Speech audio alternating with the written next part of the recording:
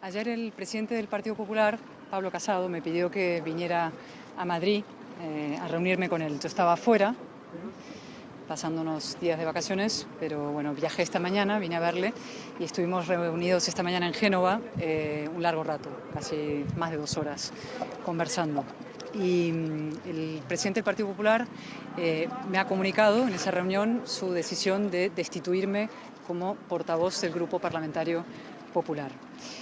Es una decisión que lamento profundamente porque la considero perjudicial para el Grupo Parlamentario, para el Partido Popular y para la causa que defendemos, que es la de una España fuerte, adulta, moderna, por supuesto de ciudadanos libres e iguales.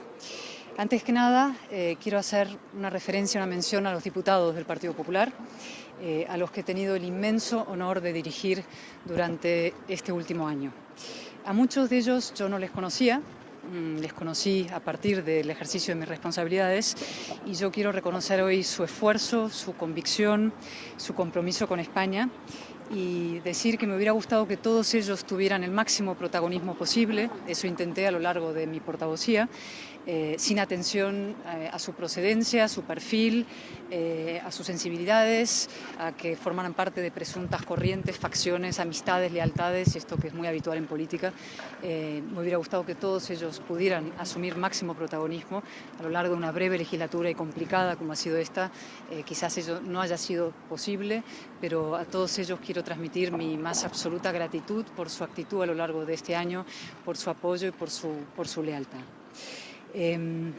Me llevo, por supuesto, el recuerdo del afecto y el apoyo de todos ellos y también recuerdo especial, quiero hacerlo, del empeño común que pusimos para que se reabriera el Parlamento durante el estado de alarma, con la pandemia y la felicidad, la satisfacción con el objetivo cumplido.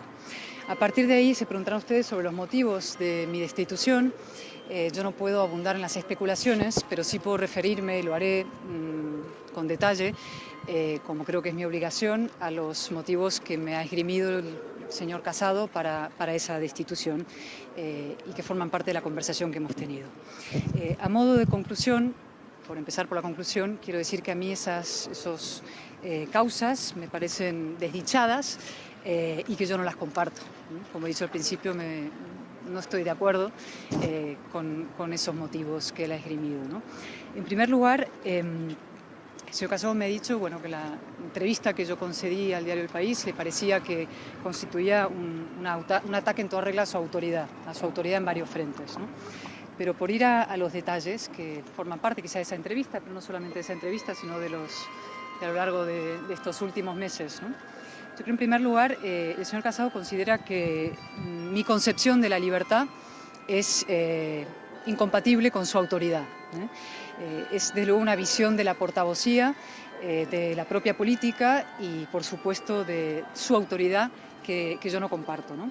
Y así se lo manifesté.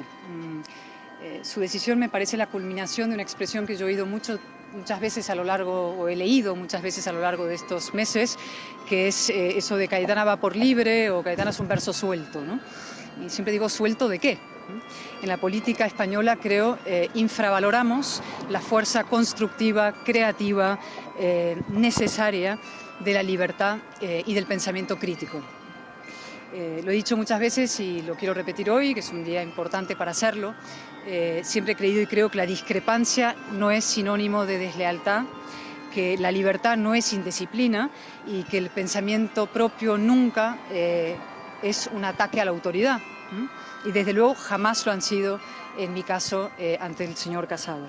En estos meses seguramente he dicho muchas cosas heterodoxas, cosas sorprendentes, cosas que a muchas personas quizá no le gustaron, a gente incluso del Partido Popular y que así lo expresó y lo dijo, pero jamás las he dicho en detrimento de la autoridad del señor Casado, ni desde luego los intereses del centro derecha español, por cuya reconstrucción y por cuya fortaleza he trabajado de la mejor manera que he sido capaz. Al contrario, creo que estoy convencida, de hecho, que el señor Casado necesita a su lado personas con criterio propio, leales, por supuesto, y con criterio propio, porque, como he dicho, lealtad y criterio propio son perfectamente compatibles, en mi opinión.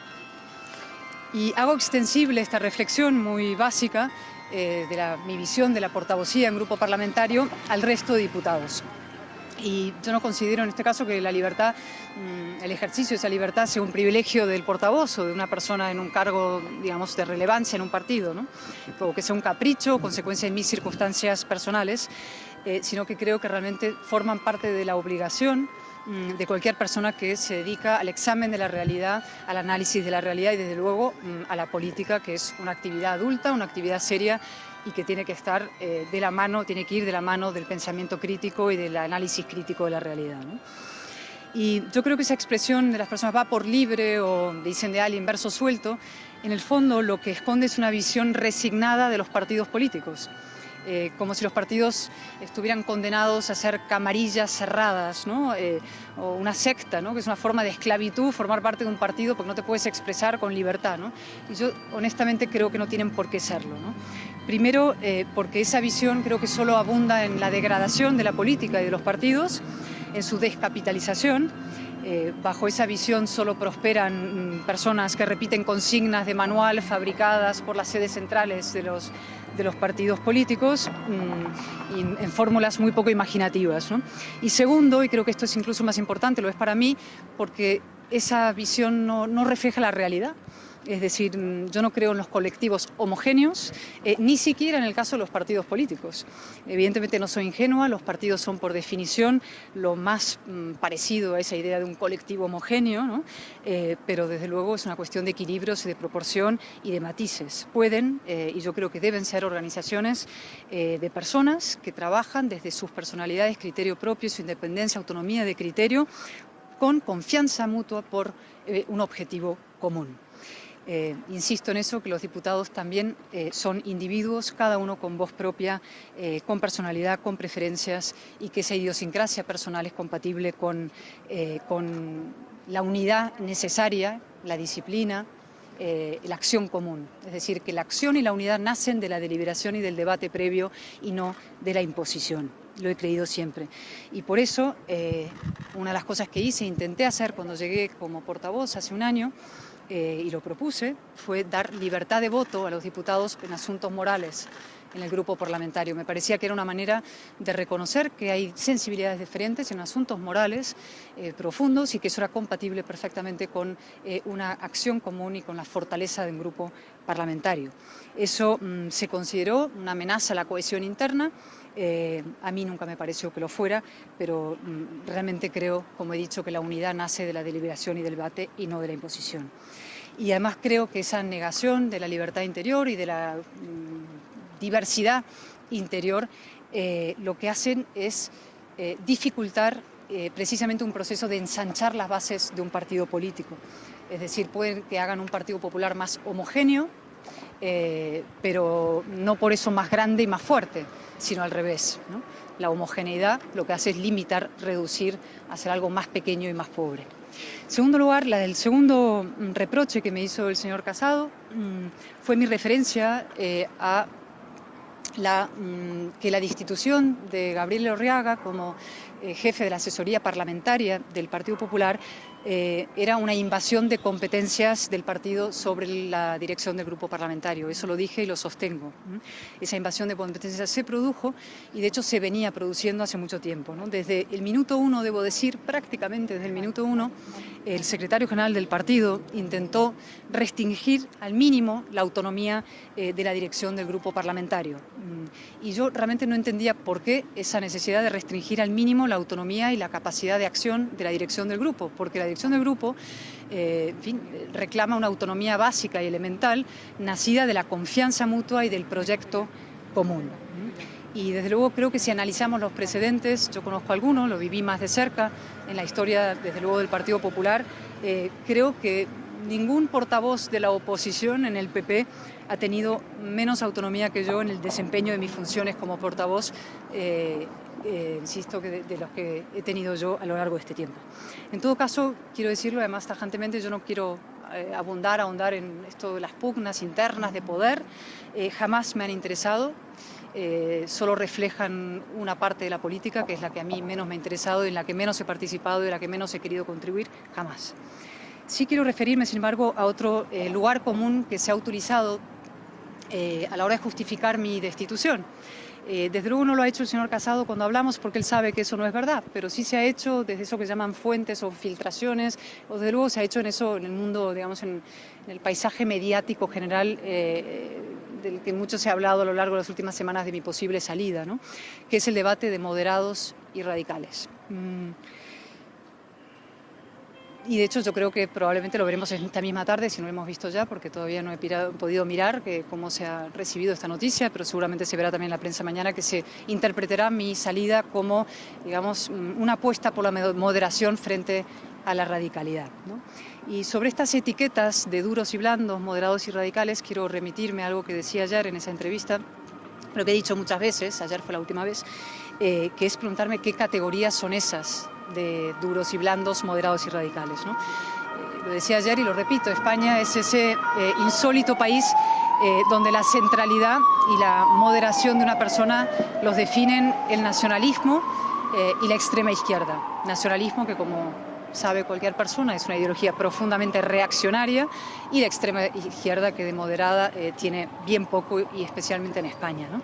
Pero es que además esas etiquetas son reduccionistas, es decir, reducen al individuo, a la persona, a una sola cosa. Es decir, tú entras en una categoría duro o blando y es imposible que esa persona pueda recoger todos los matices de un pensamiento complejo como es el que tienen las personas adultas, ¿no? Impiden, insisto, ver la complejidad de las personas, la complejidad de la política. Y un ejemplo, quizás el más así notable, o que a mí me pareció más notable en lo que se refería a mí, perdonen que tenga que hablar de mí hoy, pero me toca, es mi relación con Vox. Curiosamente paso por ser la adalid de Vox y gran defensora de Vox en el Partido Popular, cuando creo que los propios dirigentes de Vox coincidirán conmigo en que pocas personas del PP han escrito páginas más duras contra Vox que yo. Y seguramente también lo saben, estoy segura, dirigentes del PP que curiosamente gobiernan con Vox, por ejemplo, con el apoyo de Vox, pero se les considera o tienen el privilegio de que en el mundo mediático, en el paisaje general, se les llame moderados. Es una de esas paradojas en las que vivimos instalados en la política española. Y en todo caso, también decía ayer y he dicho muchas veces, pregunto si es radical hacer oposición firme e indómita al gobierno más radical de la democracia, al gobierno más ultra de la democracia, que es el que tenemos la desgracia de padecer en estos momentos. Bueno, y ahora voy a lo sustancial, sigo, si me permiten, con paciencia. A ver, el tercer motivo que esgrimió el señor Casado también para, digamos, la causa para mi destitución es que empieza en septiembre una nueva etapa política, ¿no? Y le preocupaba mi actitud ante los presupuestos, negociación de presupuestos y ante las negociaciones del Pacto por la Justicia, ¿no? Y efectivamente yo no soy partidaria de un pacto con el PSOE por el reparto de cargos en la justicia, ¿no? Debo decir que no conozco, no en detalle ni en nada, el transcurso de esas negociaciones porque se me ha mantenido al margen, cosa que respeto, pero no conozco los detalles, por lo cual no voy a entrar a valorar los detalles, sí puedo hablar en términos generales, ¿no? Lo repito y además siempre lo he dicho así, que yo creo que la justicia hoy en España es el último dique de contención que tiene el sistema frente al proceso encabezado por el señor Sánchez en alianza con Podemos y el separatismo, con lo cual una justicia fuerte e independiente creo que es absolutamente esencial. Eso es una digamos, valoración básica sobre esta cuestión. Y también porque creo, y así lo he defendido, y hablando también con asociaciones judiciales como portavoz, en la regeneración de la justicia en sí misma, es decir, que los jueces elijan a los jueces. Creo que el Partido Popular tenía en esto una oportunidad muy importante para levantar una bandera de regeneración, coherente no solo con sus principios, sino con la grave situación política que atravesamos. Ciertamente se podrá decir que mi oposición a esos pactos en la justicia me colocan en el campo de los duros, ¿no? Dentro de las etiquetas que se establecen ahora, ¿no? Pero entonces esto no cuaja muy bien con mi defensa de un gobierno de concentración constitucionalista que vendría a desmentir la idea de que yo estoy en contra de los acuerdos o las negociaciones con el Partido Socialista sobre determinadas cuestiones, ¿no? Y esta es una cuestión importante, ¿no? Y la planteo porque creo que el mayor reproche que me ha hecho el señor Casado, y yo creo que el tema que para él es más importante o decisivo, es mi insistencia en la necesidad en España de un gran acuerdo político entre el espacio socialdemócrata, digamos, y el espacio liberal conservador, ¿no? Pablo Casado rechaza tajantemente mi insistencia en un gobierno de concentración constitucionalista en España. Ahora bien, como saben ustedes, esto es una propuesta que yo hice en un comité ejecutivo, órgano del partido, después de las elecciones generales de noviembre, ¿no? Y entonces yo planteé que el Partido Popular fuera quien ofreciera al señor Sánchez ese acuerdo para evitar un acuerdo con Podemos y con Esquerra y separatistas. Desde entonces yo he matizado mi opinión porque leo la realidad y veo lo que pasa, ¿no? Y así lo he explicado muchas veces, y la realidad ha demostrado que Sánchez prefería una coalición ultra, una coalición radical, hizo una coalición efectivamente, pero con fuerzas disolventes. Y así lo dije yo ayer también, que en fin, el principal obstáculo para un acuerdo, un gran acuerdo de concentración constitucionalista en España, es la podemización de Pedro Sánchez. Ahora bien digo, esa deriva de Sánchez no puede impedir, en mi opinión, que nosotros, desde el Partido Popular, cumplamos con nuestra obligación, que es exigir una ruptura del PSOE con Podemos, ¿no? Exigirle que vuelva el PSOE a la centralidad española, ¿no? Porque si no lo hacemos, ¿qué significa? ¿Que no queremos que Sánchez rompa con Podemos? Claro que queremos que rompa con Podemos. Queremos un gobierno centrado y constitucionalista en España, ¿no? Evidentemente, si Sánchez cometiera el extraordinario milagro, en fin, en su obra y como le conocemos, de romper con Podemos y volver a la centralidad y hacer un gran acuerdo constitucional, eso tendría riesgo para la oposición. El partido minoritario en estos acuerdos suele asumir un riesgo, pero siempre he dicho que mi opinión era un riesgo patriótico, un sacrificio patriótico. En todo caso, y aunque el señor Sánchez no hiciera eso, no aceptara ese acuerdo, creo que al margen es, desde el punto de vista patriótico, político, casi moral, es un emplazamiento a los socialdemócratas, a los votantes socialistas, a la izquierda española, al progresismo español, sobre la necesidad de volver a la centralidad, abrazarse a la reforma y abandonar el camino de la ruptura que es Podemos y es el camino, en fin, de los que se quedaron al margen de la transición y que ahora pretenden colocar nuestro sistema constitucional a los pies de los caballos. Finalmente, con esto llego al último punto de mis, digamos, discrepancia con el señor Casado, ¿no? Y es que el señor Casado me dejó claro que a él no le interesa la batalla cultural, ¿vale? Es decir, no le parece que sea un asunto político relevante en estos momentos. Y para mí sí lo es, y para mí lo es profundamente, y por eso, de hecho, he dado la batalla contra el feminismo radical en nombre de un feminismo antivictimista. Por eso creo que, en fin, el asunto de la memoria histórica debe encararse de manera de frente, que hace falta decir el punto y final a la utilización de la guerra civil y la dictadura como argumentos políticos. Y también por eso mi enfrentamiento con el señor Iglesias en el Congreso.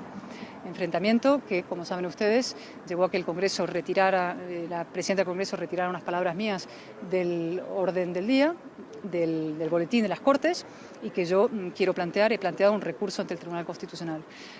A la dirección del partido le parece que yo no tengo necesidad de plantear ese recurso ante el Tribunal Constitucional, no estaba dispuesto a sufragar ese recurso, pero yo buscaré la forma de sufragar ese recurso ante el Tribunal Constitucional para que las palabras verdaderas que yo pronuncié en esta casa queden en el diario de sesiones como compromiso, no con mi derecho a decir cualquier cosa, sino con mi derecho a decir la verdad. Y en todo caso, la batalla cultural, como he dicho, a mí me parece absolutamente esencial por dos motivos, y de verdad voy acabando. Primero, porque lo que está en juego en esa batalla cultural es nada menos que los valores esenciales de la Ilustración, de las sociedades tolerantes, de las sociedades plurales, de las sociedades civilizadas. Y segundo, es decir, libertad e igualdad de los ciudadanos ante la ley. Y segundo, porque además estratégicamente conviene al PP. Y es muy raro, o no tan raro, pero cuando la moral y la conveniencia coinciden, pues qué mejor oportunidad que abrazar esa causa, ¿no? El PP tiene que ensanchar sus bases sociales y electorales. La cuestión que siempre se plantea es cómo, y como yo he dicho la última vez también en una junta directiva, creo que el camino de la batalla cultural permite atraer a muchas voces progresistas, gente, como digo, vinculada con los conceptos de la Ilustración y la modernidad, que empiezan a estar hartas de la espiral identitaria, de la radicalidad identitaria, y que buscan racionalidad y precisamente la defensa y la igualdad de todos los ciudadanos ante la ley, que es lo que la batalla cultural pretende defender. Sin embargo, creo que todavía hay personas en el PP que creen que el camino de ensanchar esa base es a través de la contemporización con el nacionalismo y que hay que ignorar la batalla cultural. Yo creo que están en tiempos pasados. Yo creo que quieren reeditar victorias basadas en fórmulas antiguas, que ahí no hay moderación, que ahí no hay estabilidad y que no hay ahí en ese camino el futuro de una mayoría social. Creo que España ha cambiado. Creo que hace falta una respuesta nueva y que esa respuesta nueva incluye, por supuesto, dar la batalla cultural.